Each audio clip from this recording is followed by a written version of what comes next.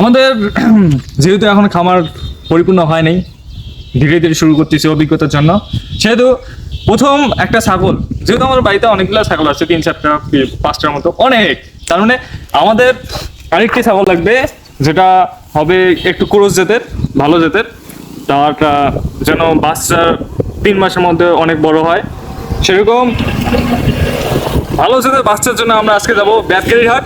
এবং রাস্তাটা আপনি দেখবেন যে কত সুন্দর, আমাদের গ্রামের রাস্তা, যেহেতু গ্রামের রাস্তাগুলো আনুষঙ্গিকভাবে সুন্দর মনে হয় সবগুলা, কারণ এখানকার পরিবেশ আসলেই সুন্দর। আপনারা যদি জানতে চান এই চ্যানেলে যুক্ত হয়ে থাকুন এবং চলুন বেতগাড়ির রাস্তায় যাই এবং বেতগাড়ি থেকে একটা ছাগল কিনে নিই।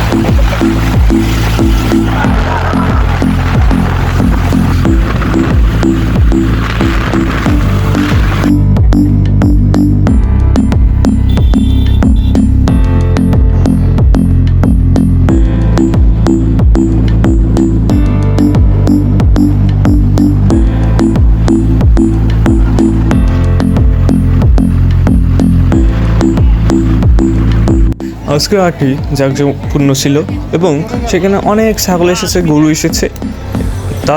তার মধ্যে আমরা প্রথমেই চলে যাই আমাদের গন্তব্যস্থলে, অর্থাৎ ছাগলের হাটে। সেখানে অনেক ছাগল বের হয়েছিল ক্রস জাতের, এবং তার মধ্যে আমাদের পছন্দের ছাগলটি 5 মিনিটের মধ্যে কেনা হয়েছে।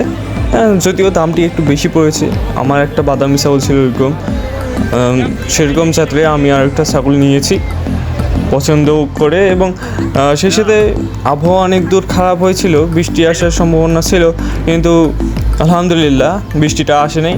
আমরা ভালো মতোই বাড়িতে চলে এসেছি এবং সেই সাথে দেখতে পাচ্ছেন আমাদের ক্রস জাতের যে ছাগলটা আমরা চিন্তা করেছিলাম, আলহামদুলিল্লাহ যে আমরা ওই জাতেরই ছাগলটা পেয়েছি।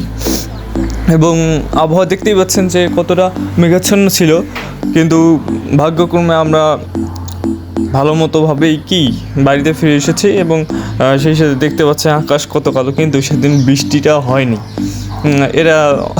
এরা একটু কেমন লাগে, কিন্তু আলহামদুলিল্লাহ আমরা আমাদের যেটা চাওয়া পাওয়া ছিল সেই অনুযায়ী আমরা কাজটি করতে পেরেছি।